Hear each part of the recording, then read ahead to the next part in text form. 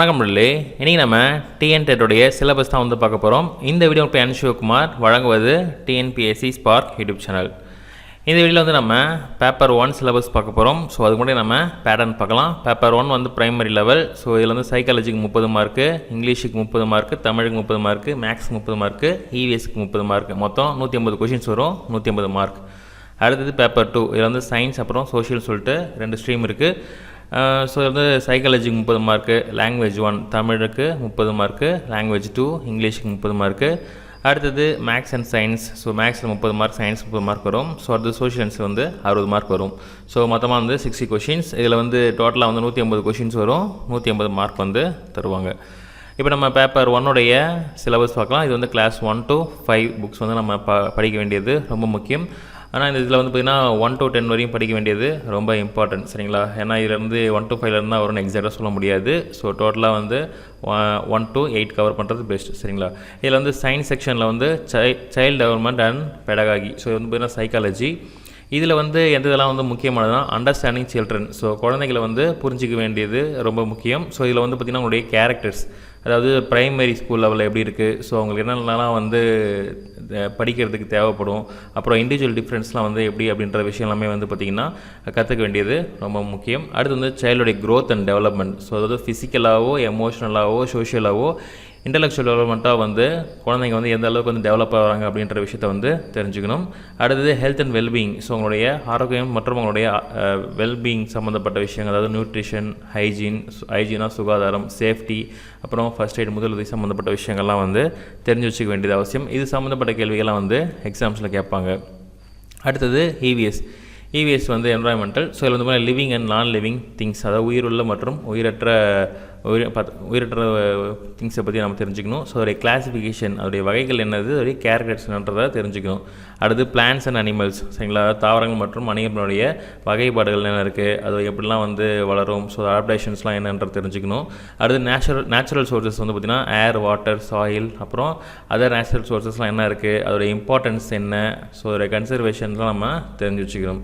அடுத்து பொல்யூஷனாக மாசு. So types of pollutions என்னது, அதோடைய பாதிப்புகள் என்னது, அது ப்ரிவென்ஷன், அதை வந்து நம்ம எப்படி தடுக்கலாம் அப்படின்ற விஷயம்லாம் நம்ம தெரிஞ்சு வச்சுக்கணும். மேலும் வந்து பார்த்திங்கன்னா energy and source of energy, நமக்கு எங்கெல்லாம் எனர்ஜி கிடைக்குது, ஆற்றல் கிடைக்குது, அதோடைய சோர்ஸ் ஆஃப் எனர்ஜி என்னென்னன்ற தெரிஞ்சு வச்சுக்கணும். மேலும் வந்து புதுப்பிக்கத்தக்க வளங்கள், புதுப்பிக்கத்தக்க இயலாத வளங்கள் எல்லாம் என்னென்ன அப்படின்றத தெரிஞ்சுக்கணும்.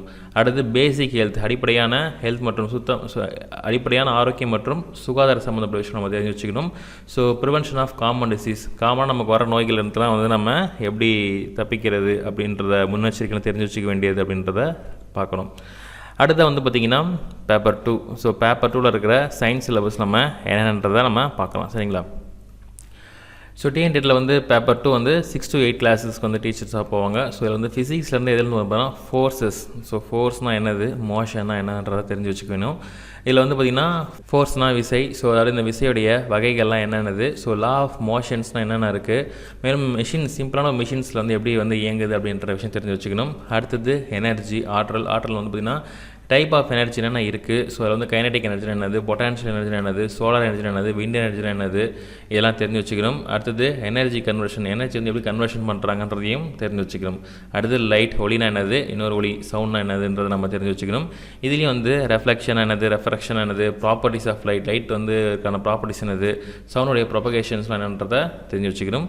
அடுத்து எலக்ட்ரிசிட்டினா என்னது, மேக்னட்டிசம் என்னது. எலக்ட்ரிசிட்டினா வந்து உங்களுக்கு தெரியும். ஸோ மேக்னட்டிசம்னா வந்து காந்தம். ஸோ அதனால் வந்து கரண்ட், வோல்டேஜ், ரெசிஸ்டன்ஸ் என்னது, மேக்னெட்டிக் ஃபீல்டு என்னது, எலக்ட்ரோ மேக்னட்டிசம் என்னது. ஸோ இது எல்லாமே வந்து பார்த்திங்கன்னா பேர் புதுசாக இருக்குன்னு கன்ஃபியூஸ் ஆகாதீங்க. ஸோ இது எல்லாமே வந்து நார்மலாக வந்து சயின்ஸில் இருக்க ஜென்ரல் டாபிக் தான். ஸோ இது எல்லாமே வந்து நீங்கள் 6லேருந்து 8 ஸ்டாண்டர்ட் வரைக்கும் இருக்கிற புக்ஸில் வந்து அவைலபிளாக இருக்கும். ஸோ ஆனால் 6 to 8 மட்டுமே போதாது, 6 to 10 ஸ்டாண்டர்ட் வரைக்கும் படிக்க வேண்டியது ரொம்ப அவசியம், சரிங்களா? அடுத்து வந்து பார்த்திங்கன்னா கெமிஸ்ட்ரியில் வந்து மேட்டர், ஸ்டேட் ஆஃப் மேட்டர்ஸ் என்னது, change in state, properties of matters என்னன்னு தெரிஞ்சு வச்சுக்கணும். அடுத்து elements, compounds, mixtures, basic concept of atoms, molecules, chemical ரியாக்ஷன்ஸ்லாம் என்னென்ன இருக்குது. அடுத்து acid, bases, salts, so properties கூட எக்ஸாம்பிள்ஸ் நம்ம தெரிஞ்சு வச்சுக்க வேண்டியது ரொம்ப முக்கியமே. நிறைய பேர் எக்ஸாம்பிள்ஸ்லாம் பார்க்க மாட்டீங்க, ஆனால் இந்த மாதிரி எக்ஸாம்பிள் பேஸ் பண்ணி நிறையா கொஷின்ஸ் கேட்பாங்க. ஸோ அதெல்லாம் தெரிஞ்சு வச்சுக்கோங்க. அடுத்தது என்விரான்மெண்டல் கெமிஸ்ட்ரி. ஸோ ரொம்ப முக்கியமான ஒரு சாப்டர். ஸோ வாட்டர் சைக்கிள்னால் என்னது, பொல்யூஷன்னா என்னது, வேஸ்ட் மேனேஜ்மெண்ட் எப்படி பண்ணுறதுன்றதெல்லாம் நம்ம தெரிஞ்சு வச்சுக்க வேண்டியது ரொம்ப அவசியம்.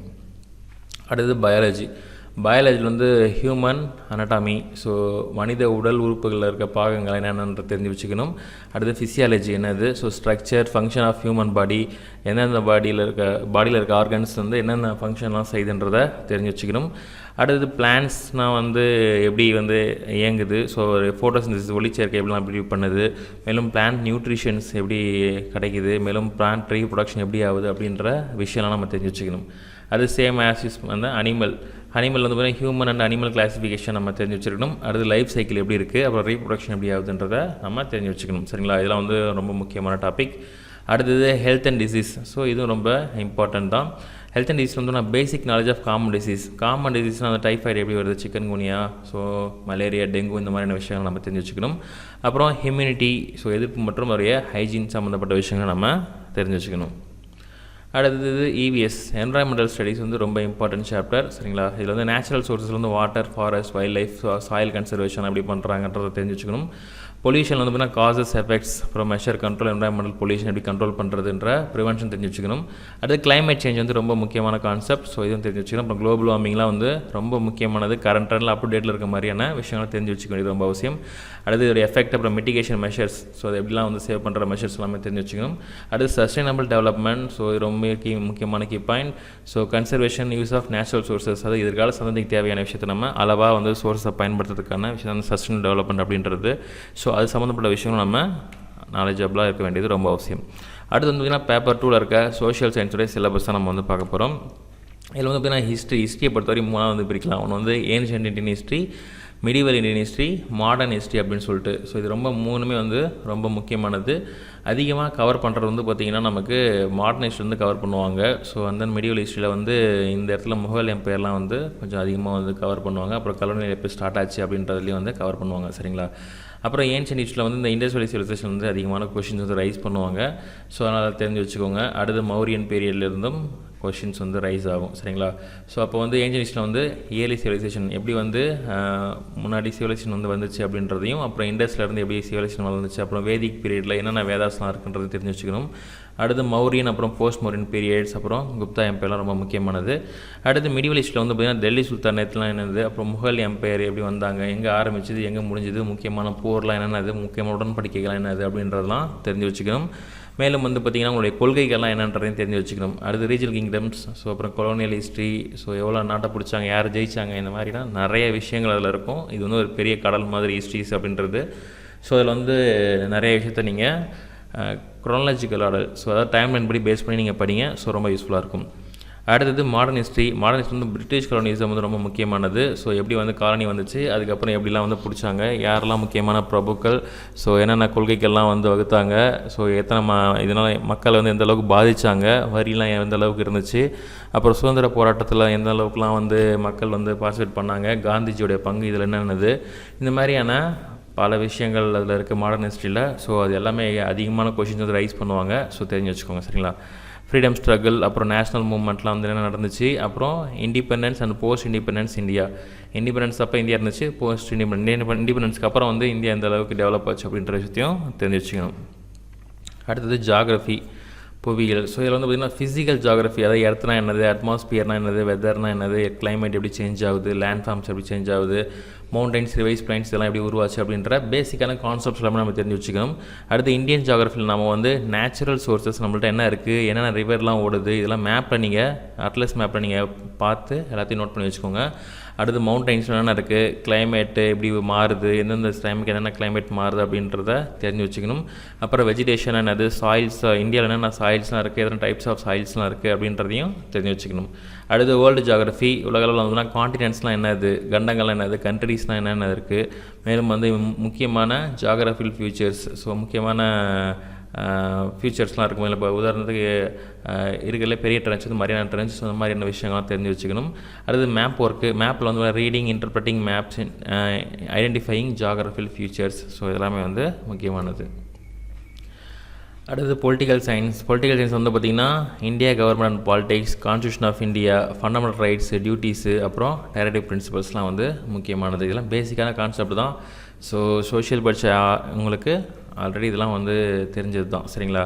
அடுத்து இன்ஸ்டிடியூஷன்ஸ்லாம் என்னென்ன இருக்குது, ஸோ கவர்மெண்ட் ஸ்ட்ரக்சர்ஸ் என்னது, லெஜிஸ்லேஷன், எக்ஸிக்யூட்டிவ், ஜுடிஷியரிலாம் என்னது, இதோடைய ஹைரார்கி எப்படி இருக்கும், யாருக்கே யார் இருக்காங்க, யார் பதவி பிரமாணம் பண்ணி வைப்பாங்க, எந்த ரூல் படி இவங்க பண்ணுறாங்க அப்படின்ற விஷயம் தெரிஞ்சு வச்சுக்கணும். அப்புறம் டேர்மும் இருக்குது, எத்தனை வருஷத்துக்கு ஒரு தடவை எலெக்ஷன் வைப்பாங்க, ஸோ இந்த மாதிரியான இது. அப்புறம் பதவி காலங்கள், ஸோ இப்போ கரண்ட்டில் வந்து யார் அந்த பதவியில் இருக்காங்க அப்படின்ற ஜென்ரலான விஷயம்லாம் தெரிஞ்சு வச்சுக்கோங்க. அடுத்து local self government, so panchayat ராஜ்னால் என்ன, ஸோ எந்த ஷெடியூல் படி இந்த பஞ்சாயத்து ராஜ் வருது அப்படின்றத சொல்லுங்கள். அடுத்தது இன்டர்நேஷ்னல் ரிலேஷன். இன்டர்நேஷ்னல் வந்துன்னா ஃபாரின் பாலிசி, ஸோ இந்தியாவுக்கும் ஃபாரின் கண்ட்ரீஸில் இருக்கிற ரிலேஷன்ஸ் எந்த அளவு இருக்குது, பிரிக்ஸ் மாநாட்டில் என்ன சொல்கிறாங்க, யார் யாரெல்லாம் உறுப்பு நாடாக இருக்காங்க, இந்த மாதிரியான ஜென்ரலான விஷயம்லாம் வந்து தெரிஞ்சுக்கோங்க. அடுத்து நம்மளுடைய நெய்பரிங் கண்ட்ரிஸ், நம்ம சுற்றி யார் யாரெல்லாம் வந்து நம்மளுடைய அண்டை நாடுகள் அப்படின்றத தெரிஞ்சு வச்சுக்கணும். அப்புறம் இன்டர்நேஷ்னல் ஆர்கனைசேஷன்லாம் என்னென்ன இருக்குது, இப்போ உதாரணத்துக்கு WHO, வேர்ல்டு ஹெல்த் ஆர்கனைசேஷன், இந்த மாதிரி என்னென்ன ஆர்கனைசேஷன்லாம் இருக்குது, அவங்க என்னென்ன நல்லதெல்லாம் பண்ணுறாங்க, எந்த அளவுக்கு அவங்க ஃபண்ட் ரைஸ் பண்ணுறாங்க, எந்த அளவுக்கு வந்து அவங்க மற்ற நாடு டெவலப் பண்ணுற உலகம் டெவலப்மெண்ட் பண்ணுறதுக்கு ஹெல்ப்ஃபுல்லாக பண்ணுறாங்க அப்படின்ற விஷயம்லாம் நம்ம தெரிஞ்சு வச்சுக்கணும். அடுத்தது எக்கனாமிக்ஸ். எக்கனாமிக்ஸ் வந்து பார்த்திங்கன்னா பொருளாதாரம். ஸோ இது வந்து பேசிக் எக்கனாமிக்ஸ் கான்செப்ட் நம்ம தெரிஞ்சு வச்சுக்கணும். அதாவது கூட்ஸ் அண்ட் சர்வீசஸ், சரிங்களா, என்னென்னலாம் வந்து கூட்ஸ் அண்ட் சர்வீஸ் இருக்குது, அப்புறம் ப்ரொடக்ஷன்ஸ், கன்சப்ஷன்ஸ், டிஸ்ட்ரிபியூஷன்ஸ் எல்லாமே வந்து தெரிஞ்சுக்கணும். அது வந்து பார்த்திங்கன்னா பேசிக்கான எக்கனாமிக் கான்செப்ட், ஜிடிபினா என்னது, ஸோ கிராஸ் டொமஸ்டிக் ப்ராடக்ட், ஜிஎஸ்டினா என்னது, இந்த மாதிரி என்ன எல்லா விஷயத்தையும் நம்ம தெரிஞ்சு வச்சுக்கணும். அடுத்தது வந்து இந்தியன் எக்கனாமியை பொறுத்த வரையும் அக்ரிகல்ச்சர் எந்த அளவு டெவலப்மெண்ட் இருக்குது, ஸோ உலக அளவில் எத்தனாவது இடத்துல இருக்குது, இப்போ இந்திய அளவில் வந்து எந்த ஸ்டேட் வந்து அதிகமான அக்ரிகல்ச்சர் ப்ரொடியூஸ் பண்ணுறாங்க, அது என்ன அதிகமான தானியங்கள் ப்ரொடியூஸ் பண்ணுறாங்க, அரிசியா கோதுமையா, ஸோ அதெல்லாம் தெரிஞ்சு வச்சுக்கோங்க. அப்புறம் என்னென்ன சர்வீஸ், அப்புறம் எக்கனாமிக் டெவலப்மெண்ட் வந்து அதிகமாக வளர்ச்சி அடைஞ்ச ஸ்டேட் எது, ஸோ உலக அளவில் தெரிஞ்சு வச்சுக்கோங்க. அடுத்தது குளோபல் எக்கனாமி, உலகில் வந்து இன்டர்நேஷ்னல் ட்ரேட் வந்து எந்த அளவுக்கு இருக்குது, அதிக அளவில் இந்த இந்தியாவிலேருந்து ஏற்றுமதியாக வருது எது, அதிக அளவில் இறக்குமதியாக வருது எது, இந்த மாதிரியான விஷயங்களும் நம்ம தெரிஞ்சு வச்சுக்கணும். அடுத்தது எக்கனாமிக் கோஆப்ரேஷன் வந்து ஒரு நாட்டுக்கு எந்த அளவில் இருக்குன்றதையும் தெரிஞ்சு வச்சுக்கணும். அடுத்து நிலையான பொருளாதார வளர்ச்சி அப்படின்னு சொல்லிட்டு, ஸோ இந்த டெவலப்மெண்ட் வந்து பார்த்திங்கன்னா எக்கனாமிக் க்ரோத் வந்து எந்த அளவுக்கு டெவலப்மெண்ட் ஆகுது, என்வரான்மெண்டலும் எந்த அளவுக்கு நம்ம வந்து சேவ் பண்ணுறோம் ஃபியூச்சர் ஜென்ரேஷனுக்கு, அந்த மாதிரி. அடுத்தது சொசைட்டி அண்ட் கல்ச்சர். ஸோ இதில் வந்து அந்தளவுக்கு அதிகமாக கொஸ்டின் வராது, பட் ஆனால் தெரிஞ்சு வச்சுக்க வேண்டியது அவசியம். சரிங்களா? இந்தியன் நியூஸில் வந்து கேஸ்ட், ஜெண்டர், அப்புறம் சோஷியல் ஸ்ட்ரக்சர்ஸ் என்னென்ன இருக்குது, கல்ச்சரல் டைவர்சிட்டி, ஸோ உதாரணத்துக்கு வந்து பார்த்திங்கன்னா மயிலாட்டம், ஒயிலாட்டம், ஸோ இந்த மாதிரியான விஷயங்கள்லாம் இருக்குது பார்த்திங்களா, அந்த மாதிரியான கல்ச்சரல் டைவர்சிட்டி வந்து எப்படி இருக்குது அப்படின்றதையும் நம்ம தெரிஞ்சு வச்சுக்கணும். அடுத்து இந்தியன் கல்ச்சர் வந்து பார்த்திங்கன்னா ஆர்ட் அண்ட் ஆர்கிடெக்சர், ஸோ கலைகள், ஓவியங்கள், அதுதான். அப்புறம் ஆர்கிடெக்சர் வந்து எந்த அளவுக்கு டிசைன் பண்ணியிருக்காங்க, உதாரணத்துக்கு தஞ்சை பெரிய கோயில் இதெல்லாம் இது பண்ணிக்கலாம். ஸோ லிட்ரேச்சர் வந்து எந்தளவுக்கு இதாகுது, ஸோ மியூசிக், டான்ஸ், இதெல்லாம் பேசிக்கான விஷயம்லாம் நம்ம தெரிஞ்சு வச்சுக்கணும். சரிங்களா? அடுத்து சோஷியல் இஷ்யூ வந்து பார்த்திங்கன்னா பாவர்ட்டி, ஸோ வறுமை, எஜுகேஷன், ஹெல்த்து, ஜெண்டர் ஈக்குவாலிட்டிலாம் நம்ம தெரிஞ்சு வச்சுக்கணும். இதெல்லாம் வந்து ரெகுலராக வந்து நம்ம நியூஸ் பேப்பர் படித்தாலே இதெல்லாம் வந்து நமக்கு கவர் ஆகும். அடுத்தது பேப்பர் 2ல் இருக்க சைக்காலஜி சிலபஸ் தான் வந்து நம்ம பார்க்க போகிறோம். ஸோ இது வந்து பார்த்திங்கன்னா ஒரு ஸ்டாண்டர்டான சைக்காலஜி புக்ஸ் வந்து நீங்கள் வாங்கி வச்சுக்கிட்டிங்கன்னா அதில் இந்த விஷயத்தெல்லாம் நீங்கள் கவர் பண்ணாலே உங்களுக்கு எக்ஸாம்ஸ் நீங்கள் நல்லா மார்க் வந்து ஸ்கோர் பண்ண முடியும். So child development and growth learning first point. So இதில் வந்து பார்த்திங்கன்னா ஸ்டேஜஸ் ஆஃப் டெவலப்மெண்ட், ஸோ எந்த அளவுக்கு வந்து டெவலப்மெண்ட்டோட ஸ்டேஜஸ் இருக்கும் அப்படின்றத physical, cognitive, emotional and social டெவலப்மெண்ட்டை இது பண்ணணும்.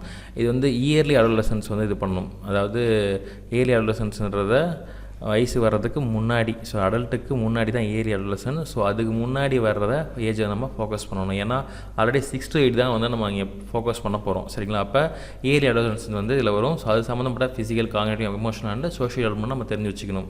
அடுத்து தியரிஸ் ஆஃப் டெவலப்மெண்ட். ஸோ இதில் வந்து பார்த்தீங்கன்னா பியாஜெட்டோடைய காக்னிட்டிவ் ஸ்டேஜஸ், அப்புறம் யாட்ஸ்கியோடைய ஜோன் ஆஃப் ப்ராக்சிமல் டெவலப்மெண்ட், அப்புறம் எரிக்சனுடைய சைக்கோ சோசியல் ஸ்டேஜஸ், அப்புறம் பிரன்னருடைய கன்ஸ்ட்ரக்டிவிசம், இது எல்லாமே நம்ம தெரிஞ்சு வச்சுக்கணும். இது எல்லாமே ஆட்டோமேட்டிக்காக வந்து பிஎட்டில் நீங்கள் படிச்சிருப்பீங்க. ஸோ அந்த தியரிஸ்லாம் கொஞ்சம் படித்து ஞாபகம் வச்சுக்கோங்க. ரெண்டாவது வந்து understanding children with special needs. So இதில் வந்து பார்த்திங்கன்னா டைப்ஸ் ஆஃப் டிசபிலிட்டிஸ் இருக்குது, அதாவது ஃபிசிக்கல், சென்சரி, இன்டெலெக்சுவல் சொல்லிட்டு. ஸோ அது எல்லாம் என்னென்னதை தெரிஞ்சு வச்சுக்கணும்.